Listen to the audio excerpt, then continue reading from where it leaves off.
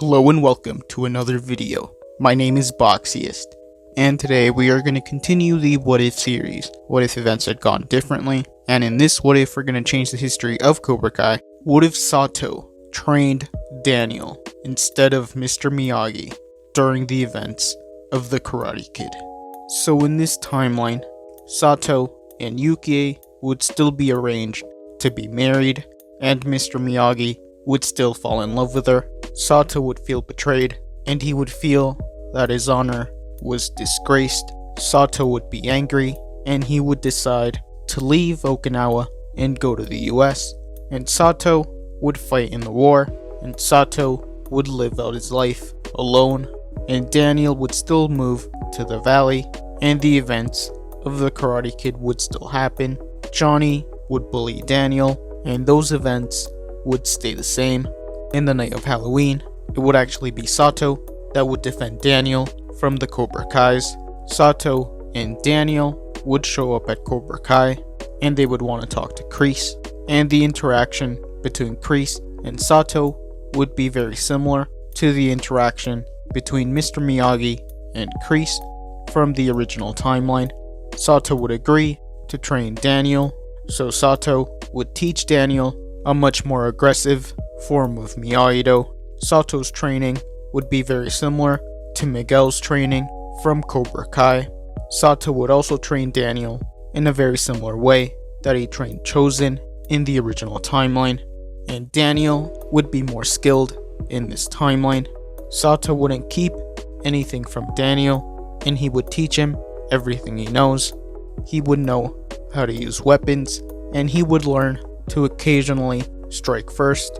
In the night of the tournament, Daniel would be more prepared, and he would defeat the Cobra Kais, and they wouldn't score a point on Daniel, and it would still be Daniel and Johnny in the finals.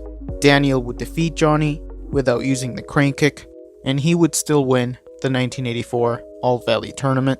After the tournament, Kreese would be choking Johnny. Sato would go up to them, and he would tell Kreese to let Johnny go. So Kreese would want to fight Sato, but unlike Mr. Miyagi, Sato would fight back. But Sato would easily defeat Kreese, but he wouldn't kill him. Months would pass. Sato and Daniel would be training, and Mr. Miyagi would show up. Sato would be surprised to see him after all these years. Mr. Miyagi would explain that his father wanted to see Sato, and that he hoped that they could rebuild their friendship. But Sato would still be mad at Mr. Miyagi, but he would agree to go to Okinawa to see his old teacher. Mr. Miyagi would leave, and Daniel would ask who that was. Sato would explain everything that happened between him and Mr. Miyagi.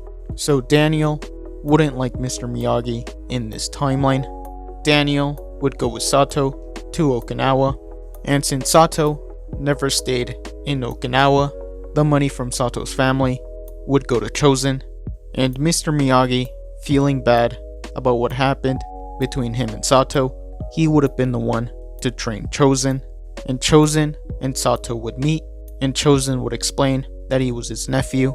So Sato and Daniel would stay at Chozen's house. Mr. Miyagi's father would still pass away, but Mr. Miyagi and Sato would rebuild their friendship. Daniel would see Chozen practicing kata, and he would ask what that was. So Chozen would teach Daniel some kata, and Chozen and Daniel would become friends.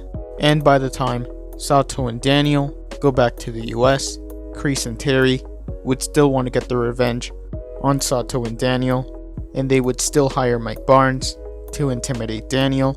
But since Daniel is better trained, he would defeat Mike Barnes. So Terry Silver's plan would fall apart.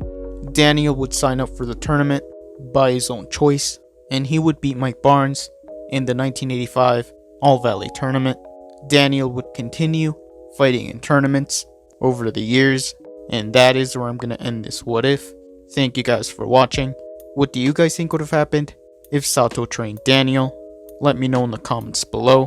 All members have access to emojis that can be used in comments and live streams.